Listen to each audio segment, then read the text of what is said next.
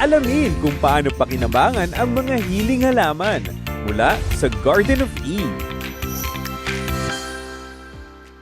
Ang ating puntampok na hiling halaman ngayon ay ang sibuyas. Kung matatandaan po ninyo, noon pa ay na-discuss na natin ang healing powers ng sibuyas, kung paano ito gamitin para hindi magsalin-salin ang karamdaman sa loob ng maliit na bahay. Di po ba ang sinasabi natin, magsaslice tayo ng sariwang sibuyas sa pagitan ng may karamdaman at nung nag-aalaga para yung virus nung pasyente ay hindi po na-absorb noong nag-aalaga at doon po i-absorb naman ng sibuyas. Kailangan po laging sariwa ang sibuyas na ating gagamitin. So pag nagda-dry up na, hihiwa na naman tayo ng panibago habang merong nagsisirculate na virus sa ating kwarto o sa ating bahay. Pero tapos na po yun. Iba naman ngayon ang ating i-discuss na healing powers na taglay ng sibuyas. Okay. Magsaslice po tayo ng sibuyas at ang gagawin po natin ay parang similar sa ating guava soap. Natatandaan niyo po ba ang ating palaging sinasabi tungkol sa ating mabisang guava soap dito sa Hiling Galing? Na ginagamit yon from head to toe. Ganon din po ang gamit ng sibuyas. Pulang sibuyas man o puting sibuyas, from head to toe, mula ulo hanggang paa pwede pong gamitin. Simulan natin sa ulo, alright? Hihiwa po tayo ng sariwang sibuyas. Yan.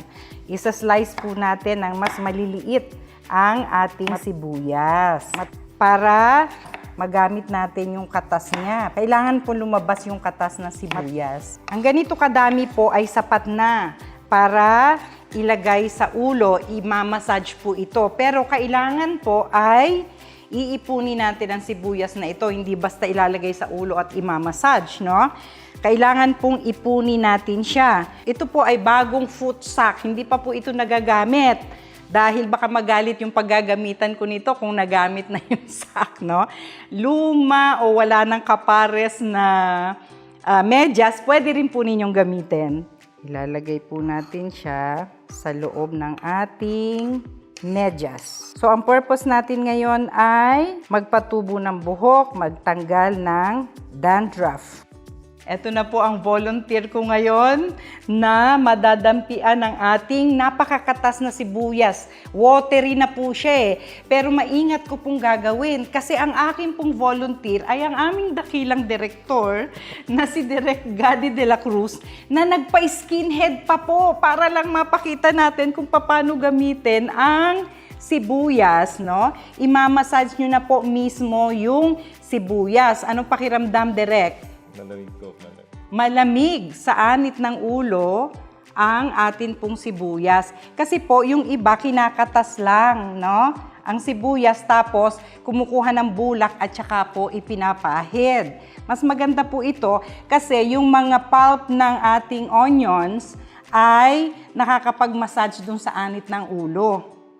Mas nasi-stimulate po at saka napapakinabangan natin ang kabuuan ng ating sibuyas. Yan. So, buo po ito na imamassage bago maligo ang pasyente, no? Every time maliligo, gawan na po ng ganitong ritual ang ating mga pasyente na gustong magpatubo ng buhok. Pag may dandruff at the same time, madadali na po ang dandruff na yan, no? So, imamassage lamang tapos pwede pang ituloy ang pagmamassage kahit wala na po ito tapos magda-dry up na po ang sibuyas, ang katas ng sibuyas at pwede na pong maligo ang pasyente. Day by day, makikita po ang improvement lalo na kung wala kayong Hiling Galing oil na napaka-effective din para sa pagpapalago ng buhok.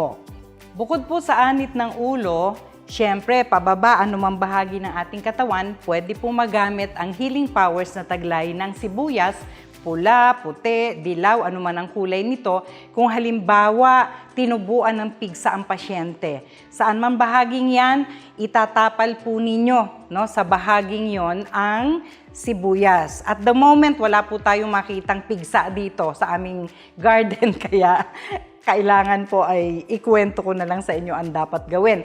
Gawin pong regular. everyday bago yung sibuyas na itatapal po ninyo kung pigsa nga yung problema na yan.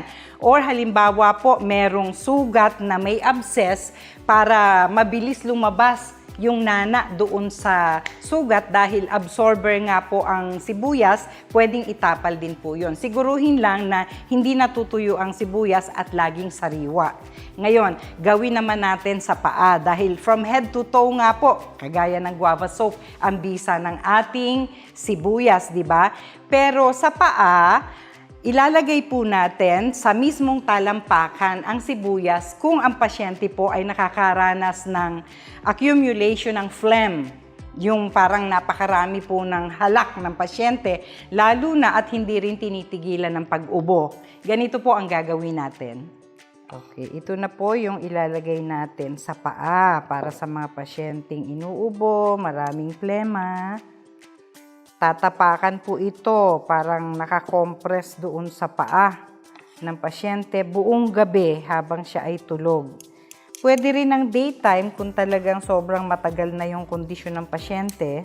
Pero usually po overnight ginagamit ito dahil kinabukasan maliligo na ang pasyente kung kinakailangan. Matapos na ilagay sa paper towel, ilalagay na po natin sa plastic. Kailangan po may backup na paper towel kasi matubig po ang sibuyas. Hindi pwedeng purely plastic lang ang lalagyan. So, may suporta ng paper towel, no? Kailangan po nating i-insert ito sa matatapakan ng pasyente. At saka natin babalutin ang paa niya. Ayan, ganyan po ang itsura niyan. Lalagay po natin sa loob nito ang paa ng pasyente. Tulad po ng ating gagawin. Isang paa muna ang paglalagyan natin, tapos ifo-fold po natin yung tela, tsaka natin babalutin ang paa ng ganito.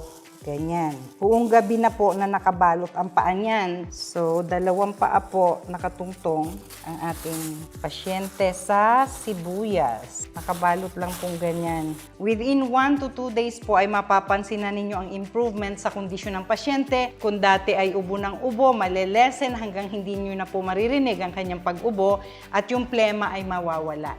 Dahil konektado rin po sa buong katawan natin ang ating talampakan. So yan po ang ating pakinabang sa ating tampok na hiling halaman sa umagang ito, ang sibuyas. Alam na natin, remember, from head to toe.